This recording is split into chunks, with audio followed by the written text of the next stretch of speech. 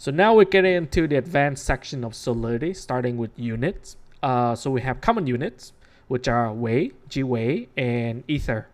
So let's talk about Wei. So Wei is the smallest subdenomination of Ether.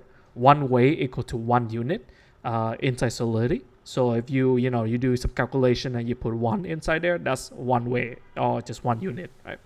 Then you have Gwei, or people usually call it Gwei, is the commonly used subdenomination to describe gas prices. Right? 1 Gwei, 2 Gwei, 20 Gwei, and it is equal to 1 times 10 to the power of 9 Wei. And lastly, we have Ether. Ether is the largest unit in Solidity, and it is so 1 Ether will be equal to 1 times 10 to the power of 18 Wei. So that's how these units are linked together, and you use that to do calculations and so on, everything with these units. One thing to note in Solidity is that we use integer for calculations, and the language does not support float type, because float representation typically cause routing errors, and that create logical attacks, issues with logics and routings issues and all these things for attackers to take advantage of, which is why our own calculation, everything is in integer, right? So you do everything on everything in integer rather than float.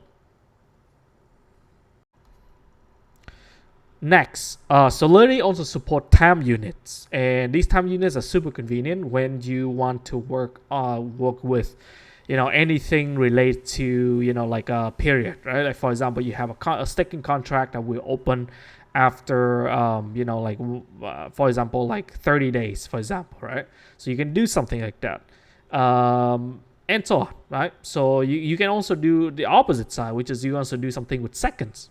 You can do token streaming, and that will work every seconds, or etc. Right? So that's how time unit works in Solidity. And you have a small example right here. You can have a function f that takes in starting time and the days after, and then what you can do is you have like a check, right?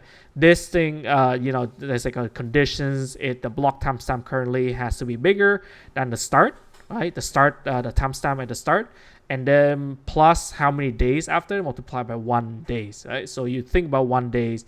For example, you want this code to only run after 5 days, right? So you can do like an if check like this. Similarly for a longer period as well.